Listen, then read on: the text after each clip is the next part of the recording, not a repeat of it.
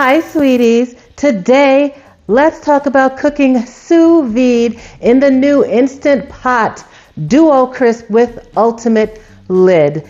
That's right, you can cook sous vide in this bad boy. It's got 13 functions in one. Sous vide is one of them. Let's get into it. But first, subscribe to Sweet Savant. Hit that thumbs up, that notification bell, and now let's get into this new Instant Pot Duo Crisp with Ultimate Lid. Just to give a quick recap about what this thing is. So Instant Pot has a new multi-cooker, air fryer, pressure cooker, proof when you're baking bread, bake, saute, all in one unit with one lid. That's right, one attached lid, and it's got this top here that you can remove. Let's just pull that out so you can see. This is the air fryer portion, and then it has a pressure cooker cover. This part will be in place, the pressure cooker cover, while we use the sous vide function. Although we are not pressure cooking, we are doing this sous vide function. And yes, you do have limited space because you're doing it all in this 6.5 quart stainless steel pot. So just keep that in mind. You can't do a big ton of food. We're doing a pound of chuck at a time. I bought a 2-pound chuck roast, cut it in half, and we're doing 1 pound to 135 degrees, and then we're doing the next half, the other pound, to 170 degrees, and we're going to see the difference between the two. Is it more succulent at one temperature, juicy at another temperature? Let's get into it. So I bought one chuck roast and I divided it in half, roughly the same size, not exactly, but close enough. I'm going to cook them both sous vide to different temperatures. We will do this one to 170 degrees and this one to 135 degrees. So I'm going to stick this in a zip top bag. We're going to do this one tomorrow. I'll season it tomorrow as well, but for now we'll put this in the fridge. This one we're going to cook to 135 degrees for 24 hours. We'll do that today.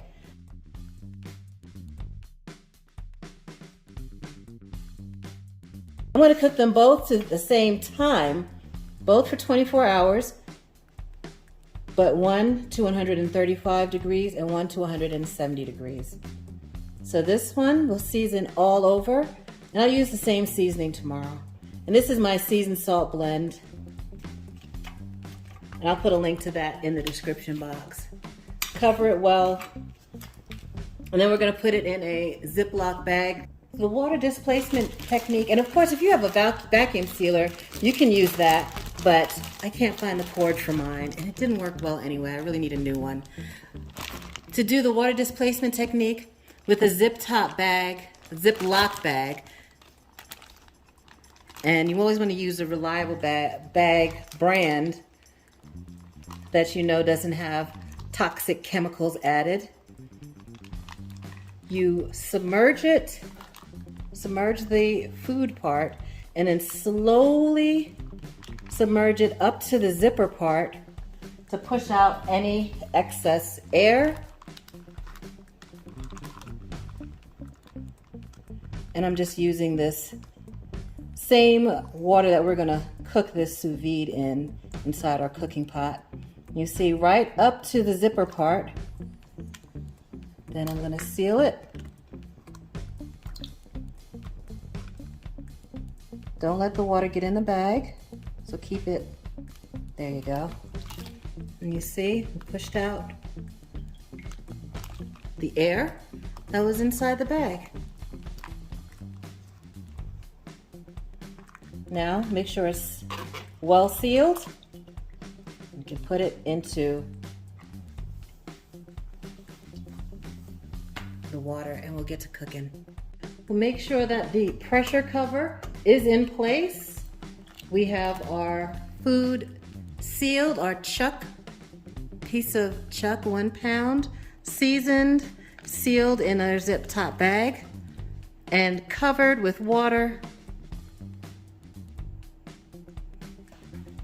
We'll close the lid.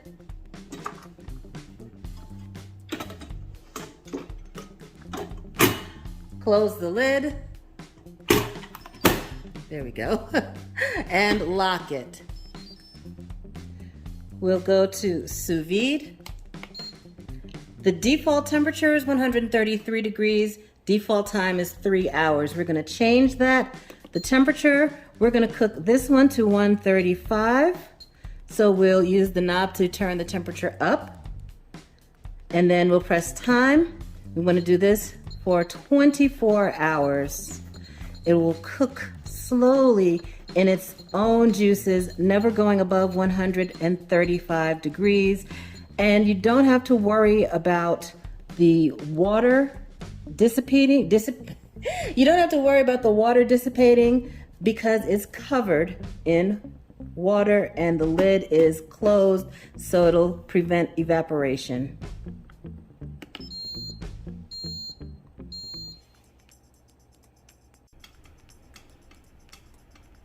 All right, we are getting that same sound that we got when we were sauteing.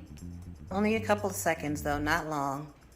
And even though we are using the pressure cover, this is not cooking under pressure. When it cooks sous vide, you use the pressure cover inside the lid, but we are not cooking under pressure. All right, see you tomorrow. And you can see that progress bar is moving over, and now it is in the cooking mode. So it'll start to count down from 24 hours to 0. So we will see this tomorrow. We'll cook it in the Instant Pot and then under sous vide, and then once we take it out, we're gonna brown it on top of the stove. Or honestly, we could brown it on the saute function of the Instant Pot if we want to. We'll see tomorrow.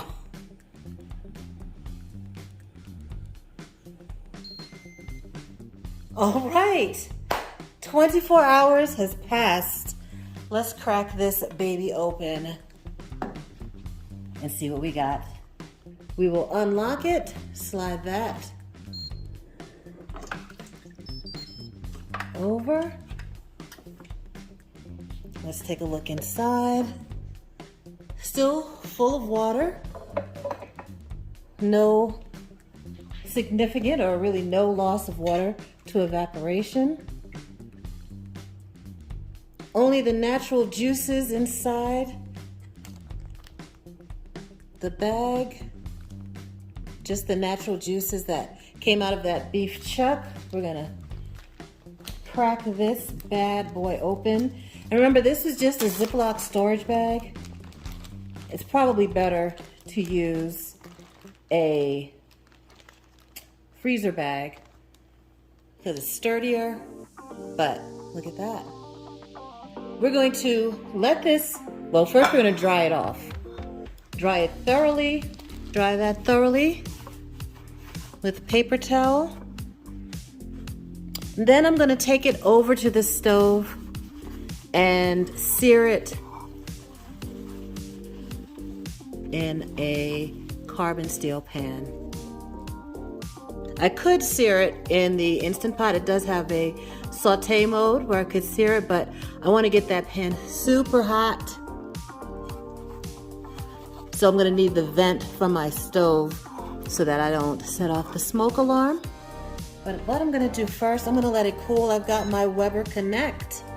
I want to see what temperature I'm getting right now.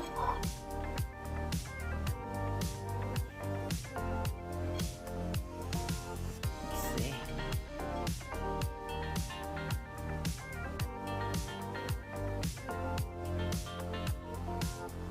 Oh. All right, it seems to be right on. We had it set to cook to 135.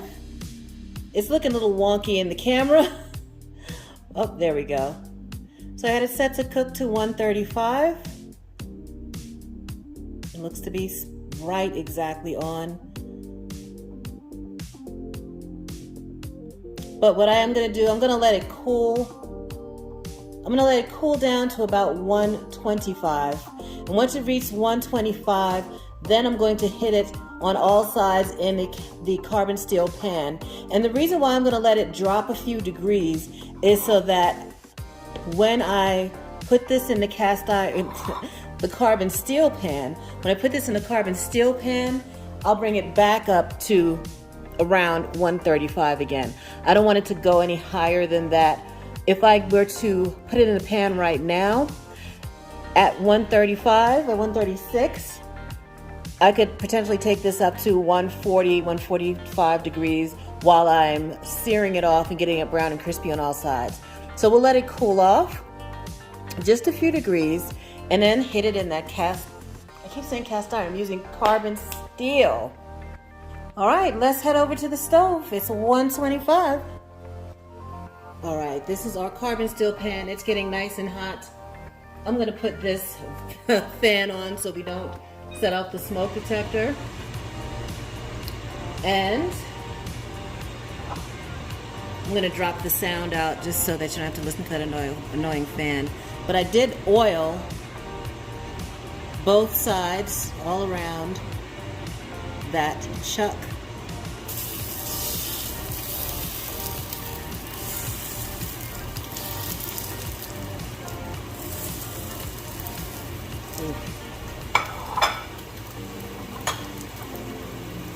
I did pull off a piece before I browned it.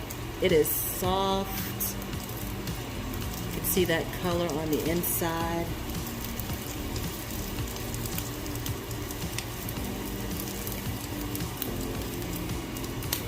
Look at that.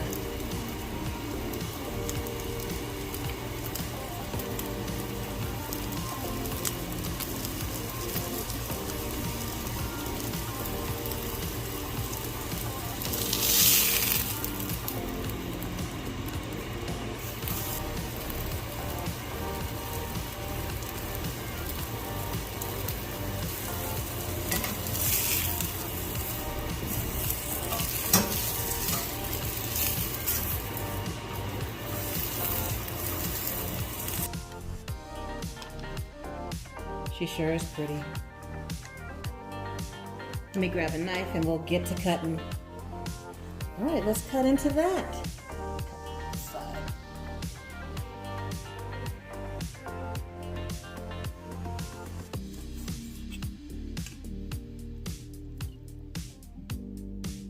And that is 24-hour sous vide chuck steak. And then hit it in a carbon steel pan just to get a nice color on the outside. Let's give it a taste. My favorite taste tester is home. 135 sous vide. You can see still got a little bit of chew to it. The connective tissue is still there, but it's quite tasty. And this is, a chuck roast, which normally you're going to cook to over 165 degrees in the oven, maybe even up to 200 to get that soft enough to eat. That was quite nice.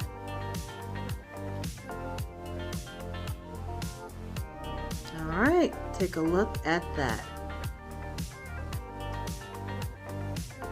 There you go. You can of course cook it to 130 if you want it cooked closer to medium rare. I like it a little more done than that, but it's quite tasty. Now tomorrow, we're gonna take the other half and do the same technique, 24 hours, but at 170 degrees, and we'll see the difference. Let's do it again. We've got the other half of that piece of chuck seasoned with the same seasoning. We're gonna do the same water displacement Ziploc bag. Slowly lower it, pushing out any excess air.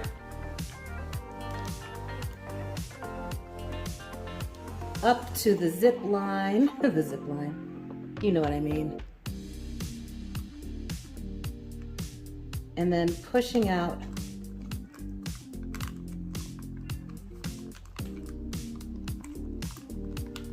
I'm going to leave that edge just open so we can push out that last bit of air.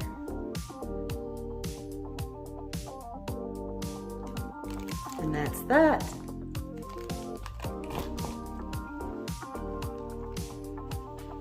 Let's add that into that Instant Pot. Make sure it's completely submerged. And the pressure lid is on. Pressure cover is on, completely submerged. Close it down. Now we're going to hit sous vide. The only difference is for temperature. Let's take it on up. Let's live dangerously. Let's go to 170. 24 hours is going to stay the same. And start. All right, we'll see you tomorrow.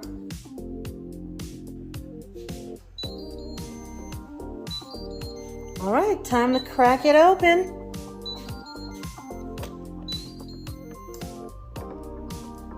Unlock it.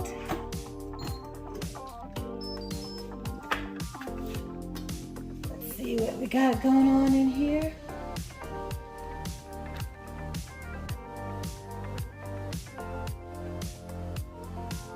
Again, some liquid in the bag. We'll dry that off. Take a look. And you will see this is much softer. It's up to 165. It fell apart taking it out of the bag. It's much, much softer than, we'll see that, the chuck that we cooked yesterday. Completely broken down. It's still really good though. Not like a steak like we had yesterday, which is much more, cooking a chuck roast like a steak. This is much more like if we braised it, almost like a stew. Very, very soft and tender. Let's see if I can brown this in the pan without letting it fall apart.